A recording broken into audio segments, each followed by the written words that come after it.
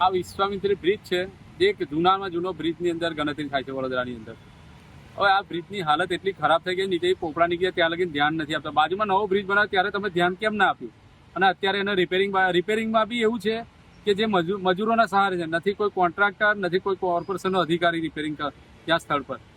પેલા રામ ભરોસે કામ કરી રહ્યા છે, મજૂરોના સહારે બ્રિજ બનવાનો છે, બ્રિજનું રિપેરિંગ થઈ રહ્યું છે. એની પર કોઈ ટેકનિકલ માણસ તો મેકો, નહીં તો આ પૈસા પાણીમાં જ જવાનો છે. પાછું પ્લાસ્ટર કરશે, ઉખડવાનું જ છે. અને જે વચ્ચે તિરાડો પડી ગઈ છે એ બી પાછી પડી જ જવાની છે. એનું કંઈ નિરાકરણ આવવાનું નથી. કોર્પોરેશનના પૈસા પાણીમાં જ જવાના અને પ્રજાના પૈસા બી પાણીમાં જવાના. નીચે વિશ્વામિત્રી નદી વહી રહી છે. હવે નદીમાં મગરો, આપણે વિશ્વામિત્રી મગરો માટે પ્રખ્યાત છે. હવે આમાં એકાદ મજૂર પડી ગયો, કેમ કે કોઈ સેફટી નથી નીચે જારી લગાવી, નથી બેલ્ટ આપ્યા. રામ ભરોસે જ કામ કર્યા, કાથીના સહારે કામ. એકાદ કાથી તૂટ્યું અને એકાદ બંબુ નીચે તૂટીને પડ્યું તો જવાબદારી કોણ લેવાનું છે? કોન્ટ્રાક્ટર લેવાનો છે. કોન્ટ્રાક્ટર તો હાજર રહેતો નથી. તો ભાઈ આવવાનું કોણ? કોર્પોરેશન તો આ ધદ્ધર કરવાનું જ છે કે કોન્ટ્રાક્ટરને માથે ઠોકશે. એટલે બાય ચાઈની રમાશે અને કોઈનો જીવ જતો રહેશે.